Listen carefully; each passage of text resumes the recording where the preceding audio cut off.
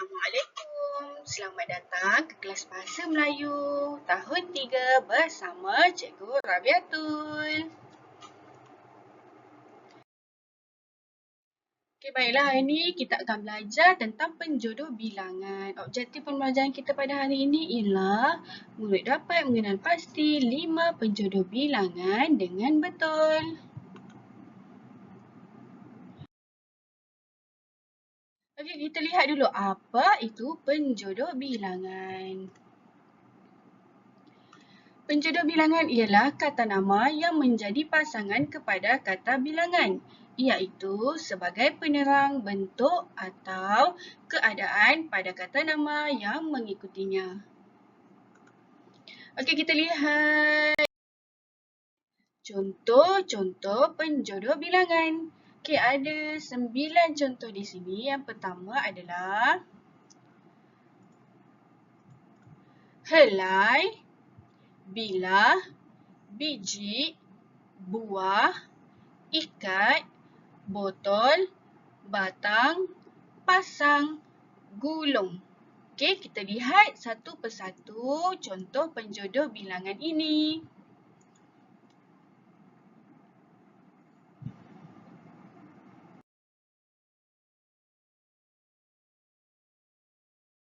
Yang pertama, helai. Helai digunakan untuk benda yang nipis dan lebar. Contohnya, sehelai rambut, sehelai tudung, sehelai baju dan sehelai tisu. Okey, murid-murid boleh fikirkan contoh lain untuk helai.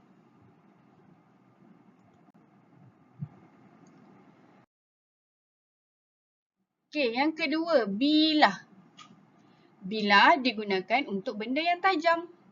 Contohnya, sebilah kapak,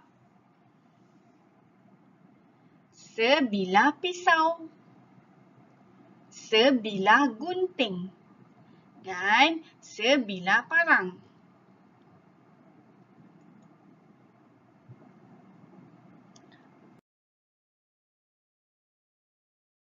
Penjodoh bilangan ketiga ialah biji.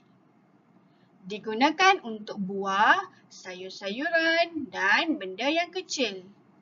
Contohnya, sebiji limau, sebiji durian, sebiji bola dan sebiji gula-gula.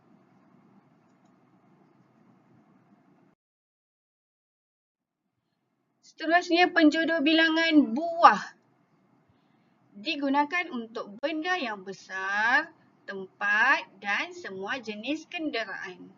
Okey, contohnya sebuah buku, sebuah kereta, sebuah rumah dan sebuah kotak.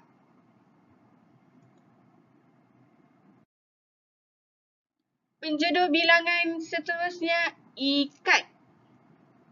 Digunakan untuk benda-benda yang diikat. Contohnya, penyapu lidi, sayur, seikat rambutan dan seikat belon.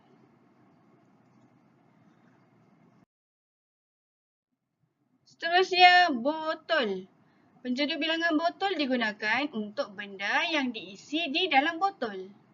Contoh, sebotol minyak masak, sebotol air, sebotol kicap dan sebotol gam.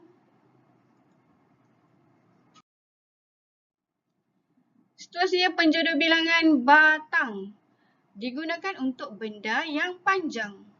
Contoh, sebatang pensel, sebatang lilin, sebatang kayu dan sebatang pembaris.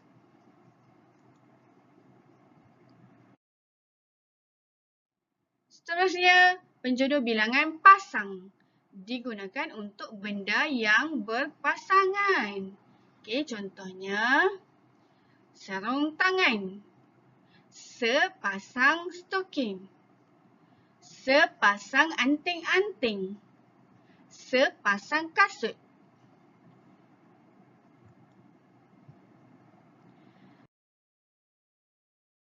Kemudian penjodoh bilangan gulung. Digunakan untuk benda yang bergulung. Contohnya, segulung dawai besi. Segulung tikar, beberapa gulung tikar. Segulung kertas. Segulung wayar. Okey, mari kita lihat pula contoh-contoh ayat yang menggunakan penjodoh bilangan.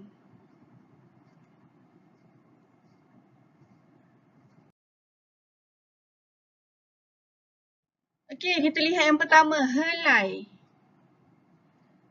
Okey, kita pilih tudung. Kakak membeli sehelai tudung untuk ibu. Okey, mesti ada siapa, iaitu kakak. Kata kerjanya apa? Membeli. Okey. Kemudian objeknya apa? Sehelai tudung. Perluasannya apa? Untuk ibu. Okey.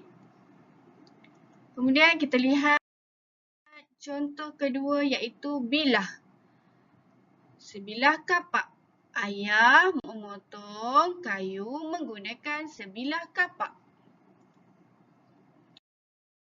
Seterusnya biji. Gula-gula.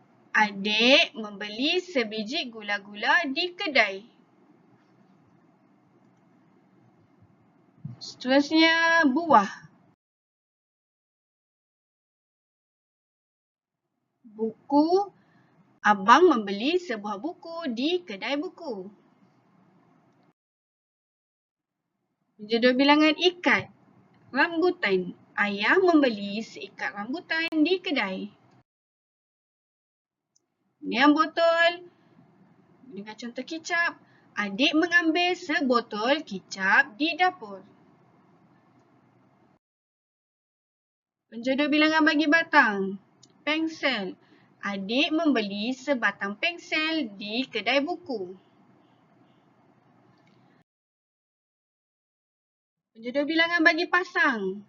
Sarung tangan. Siti memakai sepasang sarung tangan berwarna merah jambu. Gulung. Dawai besi. Faizul membeli segulung dawai besi di kedai. Okey, itu saja untuk hari ini.